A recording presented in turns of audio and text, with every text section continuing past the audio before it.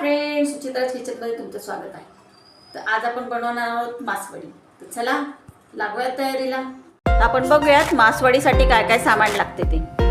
तर आपण घेतलेले आहे 1 वाटी बेसन, हिरवी मिरचीचा ठेचा, आलं लसूण पेस्ट, 2 चमचे तीळ, 1 चमची खसखस, 1 चमचा लाल तिखट, 1 चमचा धने पावडर, 1 चमचा गरम मसाला, थोडीशी हळद आणि चवीपुरतं मीठ, शेंगदाणे, खोबरे, कांदे आणि कोथिंबीर. आता आपण पुढचं बघूयात. आता आपली कढई गरम झालेली आहे. आपण त्यामध्ये तीळ आणि खसखस भाजून घेऊयात. तीळ आणि खसखस छान फुलेपर्यंत भाजून घ्यायचे. छान तडतडली पाहिजे ते.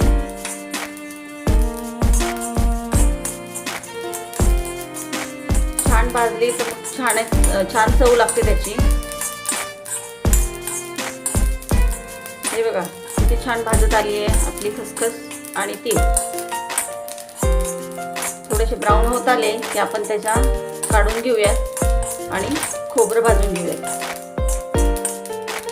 आता आपण याच्यामध्ये खोबरं घालूयात. खोबरं छान गुलाबी होईपर्यंत भाजून घेऊयात. हे जवळपास 1 वाटी खोबरं आहे, ते मी छान आता भाजून घेते.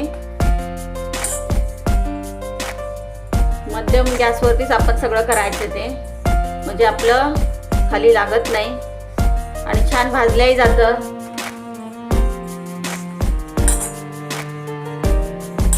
छानपैकी गुलाबी रंग येईपर्यंत त्याला भाजून घ्यायचे आपल्याला.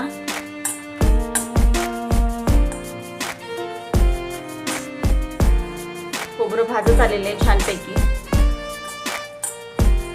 आता आपण याच्यावर खोबरं काढून कांदा भाजून घेऊयात. आता आपण कांदा भाजून घेऊयात. त्याच्यामध्ये थोडंसं तेल घालू म्हणजे आपला कांदा पटकन भाजला जाईल. ह्याला पण छान आपण गुलाबी रंगापर्यंत भाजून घ्यायचं आहे. छान कुरकुरीत करायचं आहे.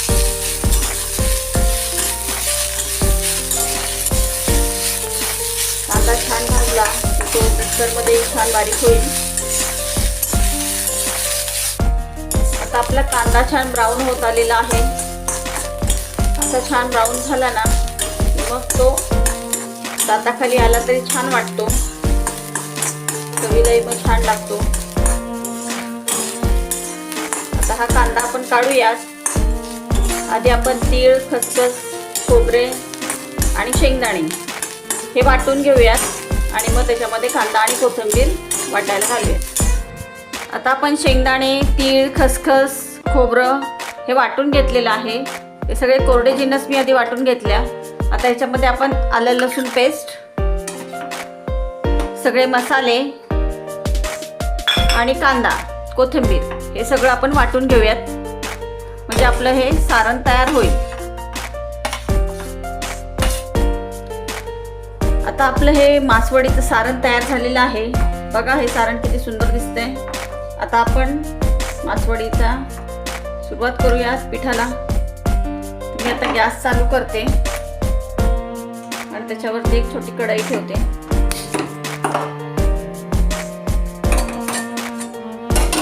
कढईमध्ये आपण 1 चमचा तेल घालूयात.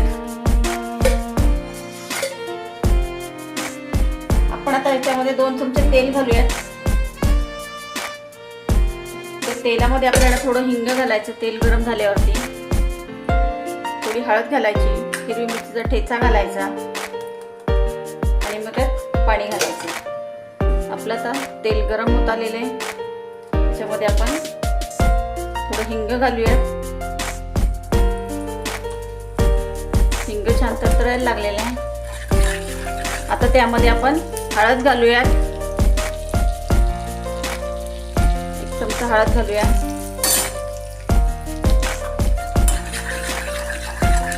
त्याच्यामध्ये आपण हिरव्या मिरचीचा ठेचा जो आपण तयार केलेला आहे तो आपण घालूयात त्याच्यामध्ये.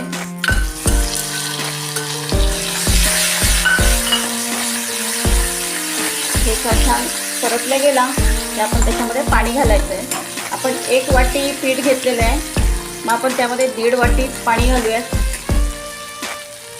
1.5 वाटी पाणी आपल्याला छान गरम करून घ्यायचं आहे. मी आता 1 वाटी पाणी घातले, आणखी अर्धी वाटी पाणी घालते. आपण आणखी अर्धी वाटी पाणी घालूयात, म्हणजे आपले 1.5 वाटी पाणी कंप्लीट होईल. आता याच्यामध्ये आपल्याला चवीपुरतं मीठ घालायचं आहे.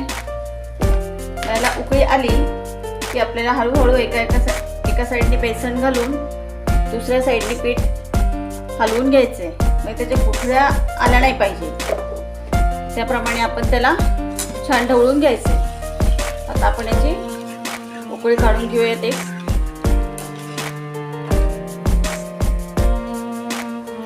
आता आपल्या पाण्याला उकळी आलेली आहे. आपण हळूहळू बेसन घालत ढवळून घेऊयात. गुठळ्या होऊ द्यायच्या नाहीत आपल्याला, सगळ्या गुठळ्या व्यवस्थित फोडून घ्यायच्या. छानपैकी पीठ आपलं सगळं पूर्ण गुठळ्या त्याच्या निघाल्या पाहिजेत.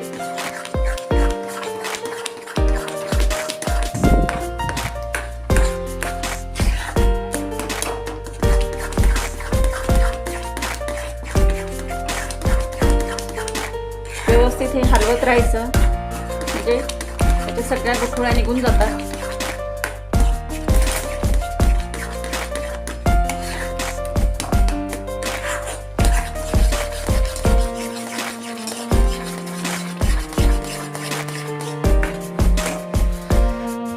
आता आपण याच्यावरती 1 मिनिट झाकण ठेवूयात, थोडी वाफ काढूया आणि पुन्हा मग आपण ते व्यवस्थित हलवून घेऊयात. म्हणजे त्याच्या पूर्णपणे गुठळ्या आपल्या निघून जातील. आता 2 मिनिट झालेले आहेत. तर आपण हे झाकण काढून पुन्हा हे पीठ व्यवस्थित हलवून घेऊयात. त्याच्या आपल्याला पूर्णपणे गुठळ्या काढायचे आहेत.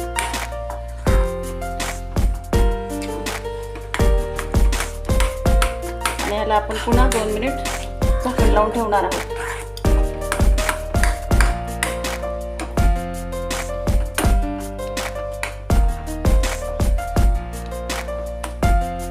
आपण पुन्हा याला 2 मिनिट झाकण लावून ठेवूयात. मीठ वाफ काढूया.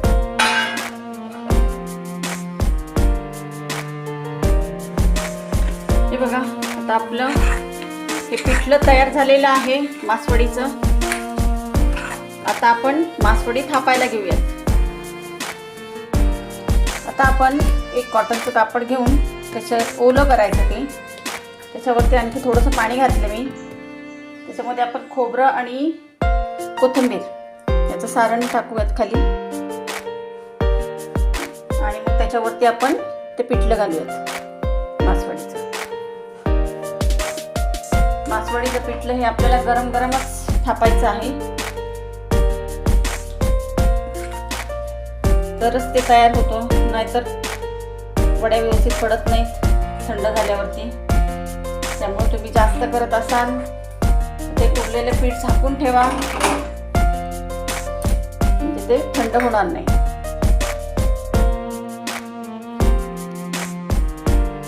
आता आपण याला थापायला घेऊयात. हात ओला करायचा पाण्यामध्ये, आणि असं पातळ, जास्त पातळही नाही जास्त जाडही नाही, असं पीठ आपल्याला थापून घ्यायचं आहे गरम गरमच. गरम थापलं तरच ते थापता येतं, नाहीतर ते थापलं जात नाही. आपले आता हे थापून झालेले आहे. आता आपण याच्यावर सारण घालूयात. मग आपल्याला हे वळून घ्यायचं आहे.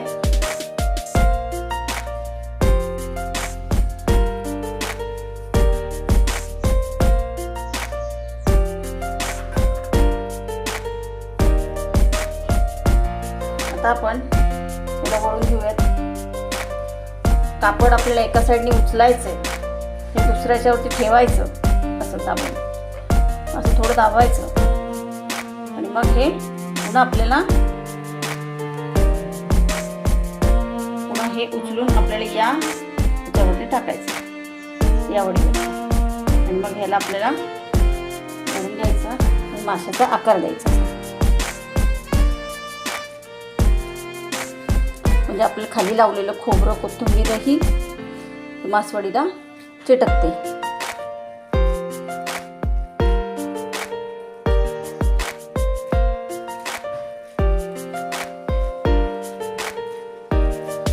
मी तुम्हाला उघडून दाखवते.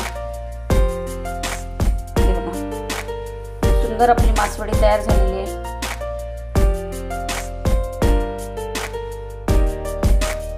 आता याचे छोटे छोटे वडी कट करून घ्यायचे. आता आपण बनवत आहोत मासवडीचा रस्सा. मी एक कांदा घेतलेला आहे, तो आता छानपैकी भाजून घेऊयात. त्यामध्ये थोडं खोबरं घालूयात आणि आपली हरभऱ्याची डाळ घालू आणि हे सगळं आपण व्यवस्थित भाजून घेऊयात. 1-2 चमचे मी हरभऱ्याची डाळ घेतली आहे. हे सगळं भाजून आपण वाटण करून घेऊयात आपल्या मासवडीच्या रस्स्यासाठी.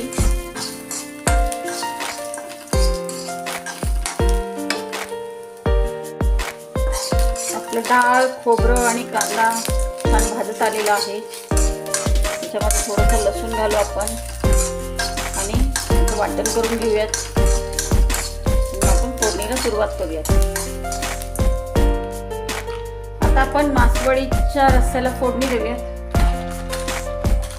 आता आपण कढई ठेवलेली आहे. कढईमध्ये तेल घातलेले आहे. तेलामध्ये आपण आता मसाले घालून घेऊयात. कांदा, लसूण, मसाला, हळद, धनेपूड, लाल तिखट हे सगळे आपण मसाले घालून घेऊयात.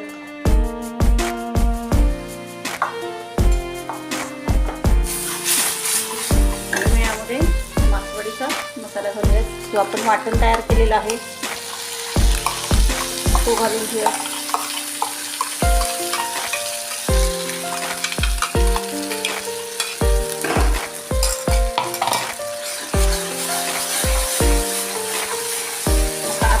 हवा तेवढा आपण रस्सा करू शकतो. हा रस्सा थोडा पातळ असतो.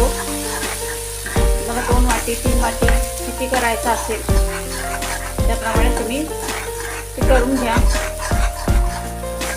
आता हा मसाला आपण छान परतून घेऊयात तेल सुटेपर्यंत.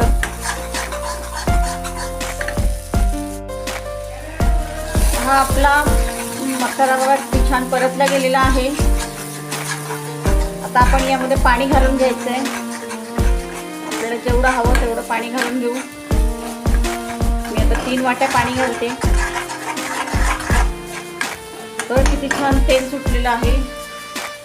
त्याच्यामध्ये 3 वाट्या पाणी घालून घेते. मी त्याच्यात 3 वाट्या पाणी घातलेलं आहे. आणि आपलं जे बेसनचं सारं उरलेलं असतं पिठलं ते पण आपण थोडंसं उरलेलं यात घातलं ना तरी छान होते रस्सा. आता याच्यामध्ये आपण कोथिंबीर घालूया. चवीपुरतं मीठ घालूया आणि याची उकळ काढून घेऊयात. उकळी आली की आपला रस्सा तयार. माझी रेसिपी आवडली असेल तर लाईक करा, शेअर करा, सबस्क्राईब करा.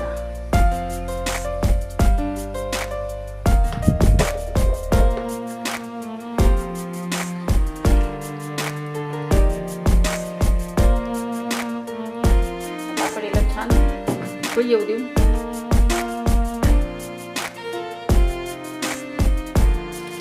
बघा आपल्या मासवडीच्या रस्स्याला तर उकळी येते.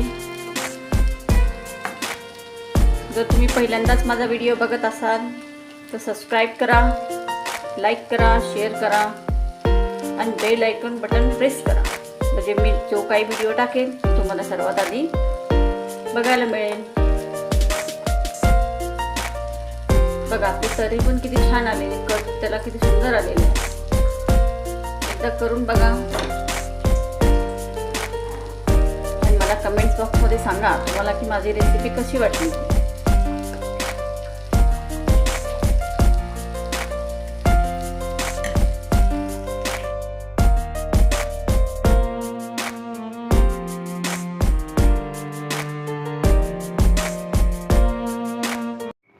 माझी रेसिपी तुम्हाला कशी वाटली नक्की कळवा. लाईक करा, शेअर करा, सबस्क्राईब करा आणि बेल आयकॉन बटन प्रेस करा.